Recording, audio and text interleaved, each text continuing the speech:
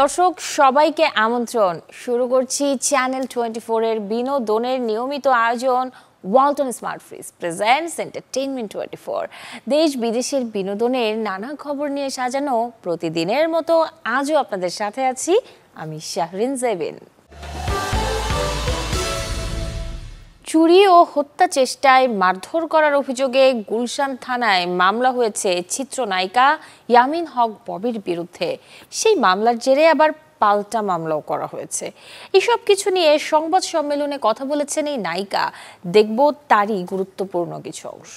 আমি বিএনপির সাজাপ্রাপ্ত কারাবন্দী নেতা গিয়াসউদ্দিন আল মামুনের স্ত্রী শাহিনা ইয়াসমিন ও পুত্র জাওয়াদ আল মামুন এবং তাদের দীর্ঘদিন পালিত সন্ত্রাসীদের হাতে প্রতারণা, লুটপাট মামলা নিয়ে হয়রানি ও আর্থিক ক্ষতির মুখে পড়ে আপনাদের শরণাপন্ন হয়েছি। গিয়াসউদ্দিন আল মামুনের ব্যবসা প্রতিষ্ঠান ওয়ান গ্রুপ থেকে বারবার সন্ত্রাসী ও লাঠিয়াল বাহিনী নিয়ে রেস্টুরেন্টে এসে ভয়ভীতি দেখাতে থাকে। গুলশানের মতো জায়গায় এমন সন্ত্রাসী কর্মকাণ্ড করছে দেখে আমি একটু ভীত হয়ে যাই এবং এরা আসলে কাদের লোক তা জানার চেষ্টা করি। তখনই আমরা প্রথম জানতে পারি শাহিনা ইসলাম বিএনপি নেতা গিয়াসউদ্দিন আল মামুনের স্ত্রী এবং এই ভবনের মালিক গিয়াসউদ্দিন আল মামুন নিজেই। এটা আমরা আগে জানতাম না। আমরা জানি একজন মহিলা এটা চালাচ্ছেন এবং তার আন্ডারে জয়, সাকিব এরা এজিএম জিএম হিসেবে ওরা কাজ করছে। হত্যা চেষ্টা এবং চুরি মামলা প্রসঙ্গে যেটি আপনি শুরু করেছিলেন, গিয়াসউদ্দিন আল মামুনের স্ত্রী আপনি যে বলছিলেন, আমরা যদি জানি যে স্ত্রীর সাথে আপনি যার নাম মনে করেছেন, আমিও শুনেছি, কিন্তু ওনার তরফ থেকে মানে উনি যেখানে আছেন ওইখান থেকে বিভিন্ন লোকজন দিয়ে ফোন দেওয়া আছে, তাহলে উনি কেন এটাতে ইনভলভ হচ্ছে? মানে আপনি শিওর যে গিয়াসউদ্দিন আল মামুন ইনভলভ আছেন? কারণ সব দিক থেকে থ্রেট আসছে। এটা কেন? এখানে প্রডিউসার টোটালি প্রপার ছিল, টোটালি ইনভেস্ট করেছে এবং টাইম মতো করেছে, তাহলে এটা কেন হলো? এবং আর্টিস্ট যাদের কিন্তু সবাই হেল্পফুল ছিল, সাপোর্টিভ ছিল। এখন যদি আমার দোষ দেয়, আমাকে বলে প্রডিউসারের দোষ, তারা টাইমলি পয়সা দেয় না। প্রডিউসারকে বলে আমাকে ডেট নিয়েছে 15 থেকে 17 দিন, আমার শুট হয়েছে 6 দিন, কেন? বাংলাদেশি সিনেমা নিয়ে হাজির হয়েছেন ওপার বাংলার অভিনেতা পরমব্রত চট্টোপাধ্যায়। সরকারি অনুদানে তৈরি যে সিনেমাটি নির্মাণ করেছেন শবনম ফেরদৌসী। আজব কারখানা শিরোনামের এই ছবিটির টিজার পোস্টার প্রকাশে সম্প্রতি আয়োজিত হয় এক সংবাদ সম্মেলনের। ভেতরে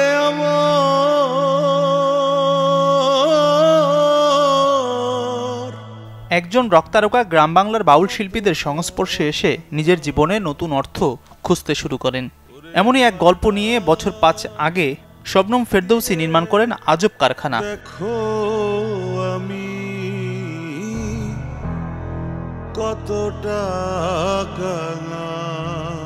অবশেষে আলোর মুখ দেখতে চলেছে সিনেমাটি। আগামী 12 জুলাই মুক্তি পাচ্ছে প্রেক্ষাগৃহে। আর এ উপলক্ষে ঢাকা ক্লাবে হয় এক সংবাদ সম্মেলন, যেখানে উন্মোচন করা হয় টিজার ও পোস্টার। যে আয়োজনের মধ্যমণি ছিলেন সিনেমাটির রকস্টার চরিত্রে অভিনয় করা ওপার বাংলার পরমব্রত চট্টোপাধ্যায়। লেখাটার মধ্যে দিয়ে বা যে গল্পটাও ভেবেছিল তার মধ্যে দিয়ে আমাকে এমন একটা অভিজ্ঞতা উপহার দিয়েছে, তো সেটার জন্যও 7 খুন মাফ। 1 নম্বর সেটা।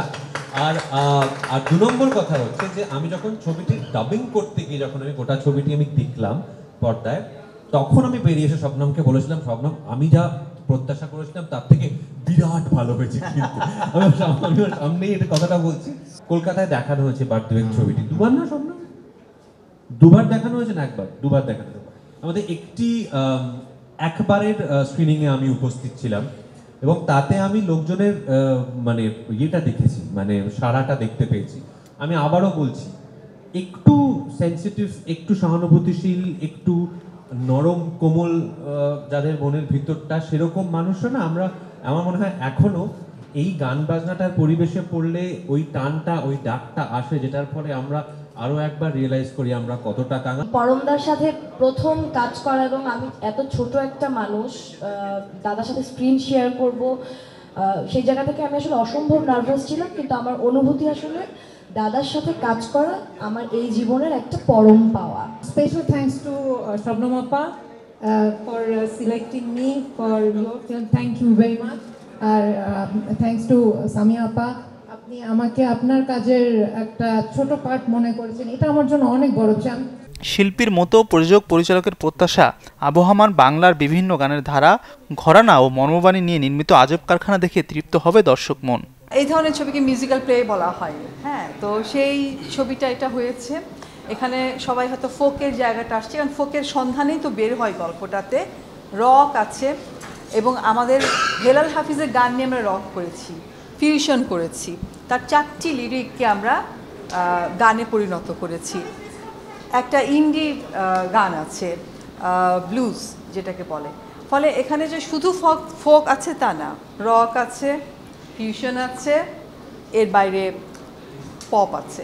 দেশের অবস্থা, আন্তর্জাতিক সবকিছু মিলিয়ে আমাদের মনে হয়েছে যে আমরা এই বছরটা ছবিটা মুক্তি দিতে চাই, এবং আসলে এই বছরের শুরুর দিকেও ছবিটা আরও একটা ফেস্টিভ্যালে গেছে। তো সব মিলিয়ে হ্যাঁ অ্যাওয়ার্ডও পেয়েছে। তো সব মিলিয়ে এটা ঠিক স্বাভাবিক, যে সময়ে আপনাদের কাছে আসবার কথা ছিল সেই সময়ই আসছে। 2016-17 সালে বাংলাদেশ সরকার অনুদান পাওয়া সিনেমাটিতে ফাহমিদা নবী, আসিফ ইকবালের মতো তারকাদেরও অতিথি চরিত্রে দেখা যাবে। মাজহারুল ইসলাম তামিম, চ্যানেল 24, ঢাকা। বর্তমান প্রজন্মকে সাহিত্যমুখী করতে নির্মিত হয়েছে বিশ্বকবি রবীন্দ্রনাথ ঠাকুরের বিখ্যাত উপন্যাস শেষের কবিতার ফটো স্টোরি।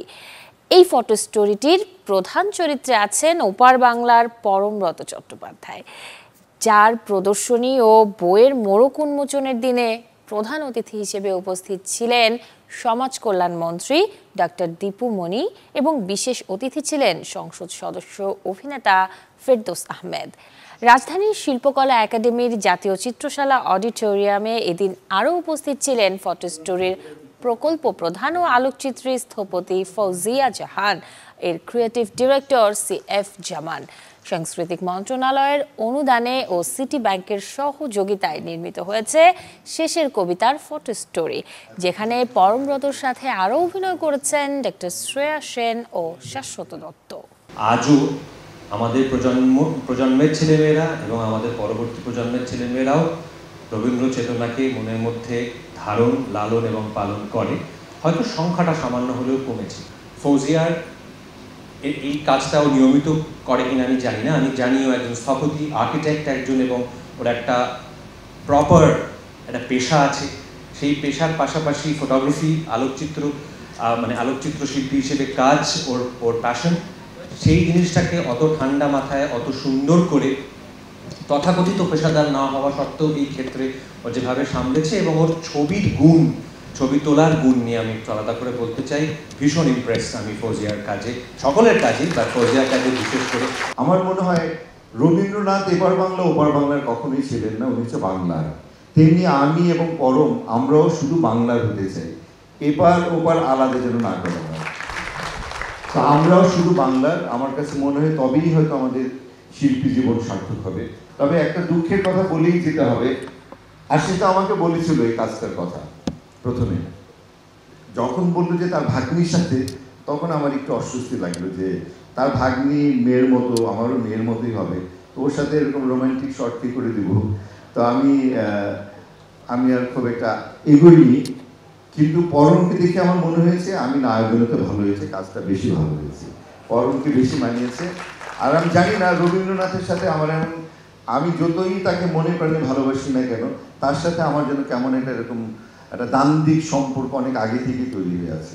ফটো স্টোরি খুব আসলে যে একদম এরকম করেই অভিজ্ঞতা আছে তা তো নয়, নতুন একটা কাজ, খুব ভালো লেগেছে। তবে ধারণা করছিলাম যে ছবিটা দিয়ে গল্পটা বলা হবে, ঘটনাটা তাই। তো এত সুন্দর, এবং আমরা সবসময় বলি যে আমরা তো রাজনীতির মানুষ, অনেক অনেক কথা বলি মঞ্চে, তো তখন আমরা এটাও বলি যে আমরা অনেক কথা দিয়ে যা বলতে পারি না, একটা ছবি অনেক সময় তার চাইতে অনেক বেশি কথা বলে। একক কনসার্ট নিয়ে হাজির হচ্ছেন সঙ্গীত শিল্পী মিফতা জামান, যার নাম রেখেছেন তার প্রথম অ্যালবামের জনপ্রিয় গান চির অধরার সাথে মিলিয়ে অধরায় আরেকবার। এই কনসার্টটি আয়োজিত হবে 5 জুলাই সন্ধ্যায় রাজধানীর KIB অডিটোরিয়ামে, যেখানে তিনি একে একে গেয়ে শোনাবেন নিজের গাওয়া তাই তোমার খেয়াল, প্লিজ নিজের খেয়াল রেখো, ভ্রান্তি, অতপর চির অধরা সহ বেশ কটি কাভার সং। ফিনিক্স কমিউনিকেশন আয়োজিত এই কনসার্টের টিকিট পাওয়া যাচ্ছে টিক্স নিনজা নামের ওয়েবসাইট এবং অ্যাপে। টিকিট মূল্য 500, 800 ও 1500 টাকা। 5 জুলাই কেআইবি অডিটোরিয়ামে গেট খুলবে বিকেল 4:30 এবং কনসার্ট শুরু হবে সন্ধ্যা 7টায়। জন্মদিনের শুভেচ্ছা জানাবো বাংলাদেশের এক জনপ্রিয় অভিনেত্রীকে, যিনি কিনা নিজ গুণে শুধু নিজ দেশেই নয় বরং খ্যাতি কুড়িয়েছেন ওপার বাংলাতেও। তিনি আর কেউ নন, জয়া আহসান। আজ জীবনের নতুন বসন্তে পা রেখেছেন এই অভিনেত্রী। বয়সটাকে হাতের মুঠোয় রেখে কাজ করছেন দুই বাংলাতেই। এবছর নিজের জন্মদিনে প্রকাশ করেছেন নতুন সিনেমা ওসিডির এক ঝলক। গোপালগঞ্জে জন্ম নেওয়া এই অভিনেত্রীর ক্যারিয়ারের শুরুটা 1997 সালে বিজ্ঞাপন দিয়ে। উপহার দিয়েছেন অসংখ্য দর্শকপ্রিয় নাটক ও সিনেমাও। নীরজ পান্ডের পরিচালনায় আরও একবার বড় পর্দায় জুটি বেঁধেছেন টাবু ও অজয় দেবগন। প্রকাশ্যে এসেছে তাদের সিনেমা অরো মে কাহা দাম থা। 5 জুলাই ভারতের প্রেক্ষাগৃহে মুক্তি পাবে এই ছবিটি। कोई हमको अलग तो नहीं करेगा ना। ক্যারিয়ারে দশমবারের মতো একসাথে পর্দায় ধরা দিচ্ছেন বলিউড অভিনেতা অজয় দেবগন ও অভিনেত্রী টাবু। মাঝে দীর্ঘ সময় বিপরীতমুখী চরিত্রে অভিনয় করলেও আবারও তারা আসছেন রোমান্টিক জুটি হিসেবে। ছবির নাম অরো মে কাহা দাম থা। बरसात का मौसम था, सौ दर्द दिए उसने।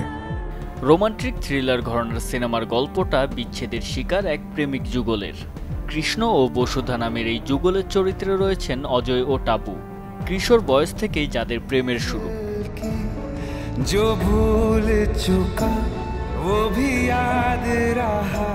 প্রায় 2 যুগ যখন তাদের প্রেমের বয়স, তখন একাধিক হত্যা মামলায় কৃষ্ণকে চলে যেতে হয় জেলে। চিত্রনাট্যের মারপ্যাচে বসুধারও বিয়ে হয়ে যায় অভিজিৎ নামে একজনের সাথে। চরিত্রটিতে পর্দায় ধরা দিয়েছেন জিমি শেরগিল। জীবনের একমাত্র এই প্রেম ভুলতে পারেননি কৃষ্ণ। জেল থেকে ছাড়া পেয়েই সে চলে যায় বসুধার কাছে। এদিকে বসুধার ভালোবাসা এখনো কৃষ্ণকে ঘিরেই। এমন জটিল সমীকরণের সামনে দাঁড়িয়ে তাদের প্রেমের পরিণতি কি হয় তাই এখন দেখার বিষয়। সিনেমাটিতে 2টি টাইমলাইন দেখানো হয়েছে। মূল টাইমলাইনে অজয় ও টাবু অভিনয় করেছেন। অন্যদিকে কিশোরকালের সে সকল দৃশ্যে কৃষ্ণ ও বসুধার চরিত্রে অভিনয় করেছেন শান্তনু মাহেশ্বরী ও সাই মাঞ্জরেকার। ছবিটি পরিচালনা করেছেন স্পেশাল 26 খ্যাত নির্মাতা নীরজ পান্ডে। 5 জুলাই বলিউড প্রেক্ষাগৃহে আলোর মুখ দেখবে অরো মে কাহা দাম থা। জুবাইর হোসেন সজল, চ্যানেল 24। ঝড়ের গতিতে প্রেক্ষাগৃহে তাণ্ডব চালাচ্ছে প্রভাস, দীপিকা, অমিতাভ বচ্চন অভিনীত সিনেমা কল্কি 2898 AD।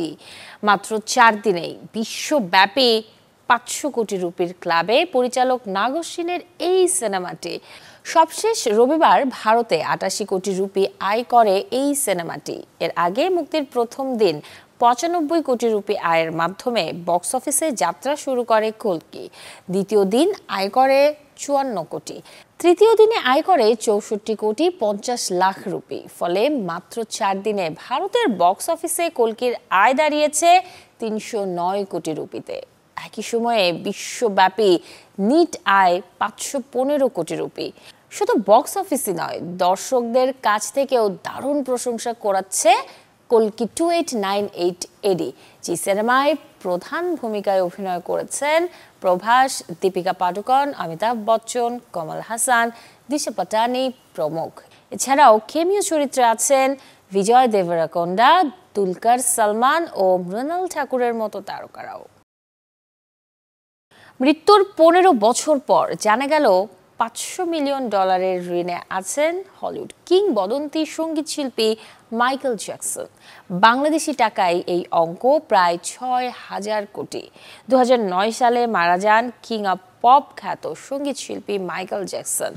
তার আগে 65 জনের কাছে প্রায় $500 মিলিয়ন বেশি ঋণে ছিলেন তিনি।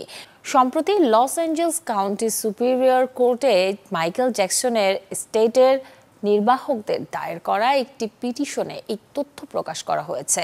জানা যায়, বেহিসেবি টাকা খরচের কারণে ঋণের ভারে জর্জরিত হয়ে পড়েন কিংবদন্তি মাইকেল জ্যাকসন।